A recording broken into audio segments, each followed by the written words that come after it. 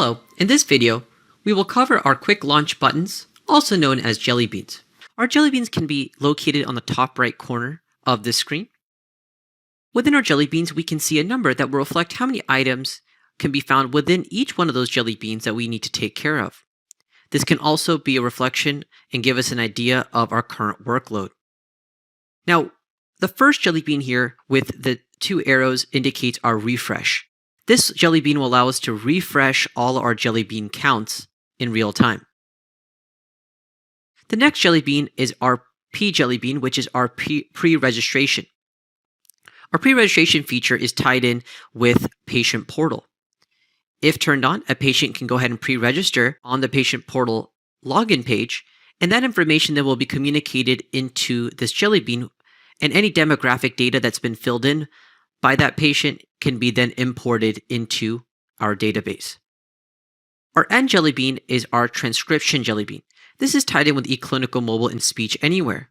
It will show any transcriptions assigned to a user that need to be reviewed and then can be imported onto the progress note.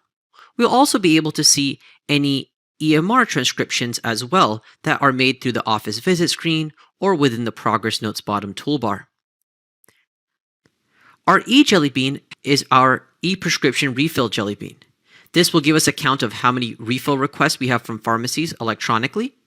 Also, if we hover over the E letter, we can see additional options, which allows us to see our change of medication, any canceled, or any error and failed medications. Our S jelly bean stands for schedule. This is going to take us directly into the office visit screen when selected. We can also hover over the S, and it will display additional options like any progress notes that have been assigned to the user that need to be reviewed, if we want to quickly navigate to the resource schedule, or any additional modules that have been turned on. Our D jelly bean is our documents jelly bean. Selecting our D jelly bean will take us to any documents that we need to review. Hovering over the D letter will allow us to see our fax inbox and outbox options. The R jelly bean is our referrals jelly bean. When selecting the R jelly bean, it will take us to our outgoing referrals. However, if we do want to manage any of our incoming referrals, we can simply just hover over the R letter and quickly see how many incoming referrals that have been assigned to us. Our T jelly bean is our telephone encounters jelly bean. From our telephone encounters jelly bean, we'll be able to go ahead and address any open telephone encounters. We even have the ability to go ahead and reassign them from this jelly bean. If we do want to see additional options for the T jelly bean, hovering over the T letter will show us that we can also manage our web encounters, any accounts. We have our action functionality. We can even create new actions or telephone encounters from this drop-down menu. If utilizing P2P join the network, we will also have additional action items and options available for P2P. Our L jelly bean is our labs jelly bean. Selecting our labs jelly bean will go ahead and display any labs, diagnostic imaging, or procedures that we need to review.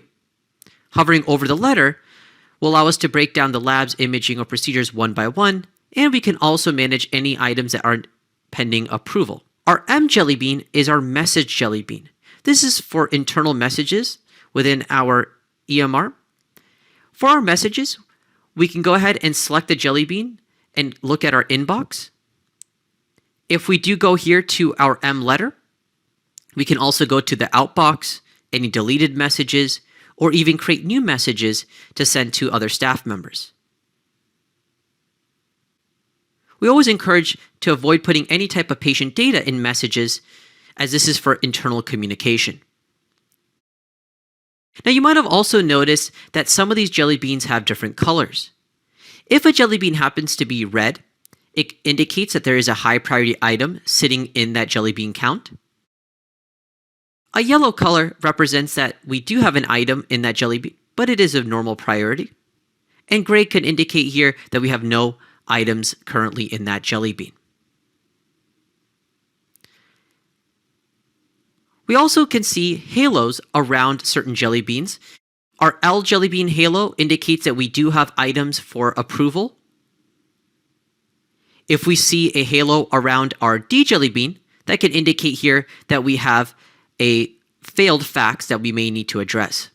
Now let's take a look at a setting that we can use to configure our quick launch buttons as active or inactive as an individual user.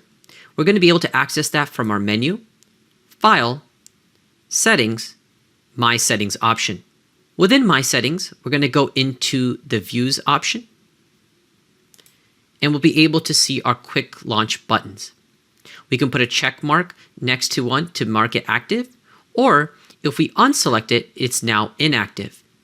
Once I click OK, log out and log back in, I'll be able to see that there is an X displayed on that Jelly Bean. A practice also has the ability to enable Jelly Bean access filter. This is turned on through a practice default setting under the Options tab. This will go ahead and restrict certain users from accessing other users' Jelly Beans, like labs, telephone encounters, documents, or referrals. Once this setting has been enabled, the practice can then go ahead and configure the user's access under Menu, EMR, Miscellaneous Configuration Options, Configure Categories. They can simply select the user that they want to configure for. From our category dropdown, we'll select Jelly Bean User Access, which is again turned on by that practice default setting.